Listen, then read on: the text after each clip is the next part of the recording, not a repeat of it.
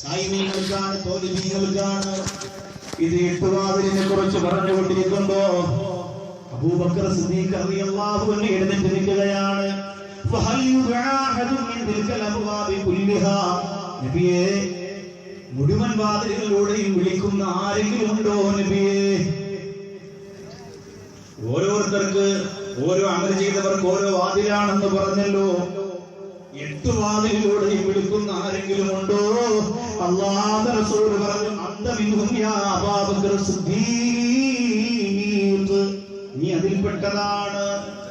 അല്ലാഹുവേ, എത്ര ഭാഗ്യവാനാണ് പടച്ചവനെ അതിന്റെ ഉത്തറസൂലിന്റെ സന്തത സഹചാരി അബൂബക്കർ സിദ്ദീഖ് റളിയല്ലാഹു അൻഹു.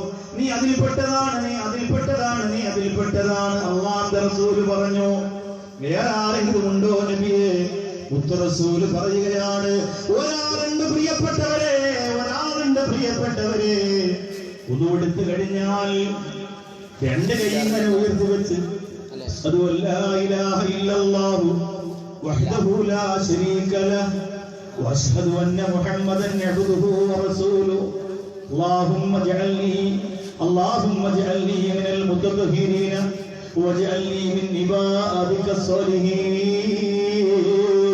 എന്നുള്ള മനോഹരമായ ദുആ ഓരോ പ്രാവശ്യം ഉളുവെടുക്കുമ്പോഴും മറന്നു പോകാതെ ഉളുവിന് ശേഷം 2 കൈയും ഉയർത്തിയിട്ട് ഇവരുടെ നേരെ തിരിഞ്ഞു നിന്നുകൊണ്ട് ആരെങ്കിലും പ്രാർത്ഥിച്ചു പോയാൽ സ്വർഗത്തിന്റെ 8 കവാടങ്ങൾക്കിടയിലൂടെ അതിനകത്തൂടെ സ്വർഗം കിടക്കാൻ അവർക്ക് അല്ലാഹു ഭാഗ്യം കൊടുക്കുമെന്ന് നബിയുനാ മുഹമ്മദ് മുസ്തഫ.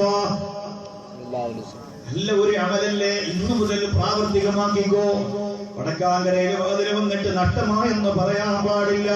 സ്വർഗത്തിൽ കിടക്കുന്ന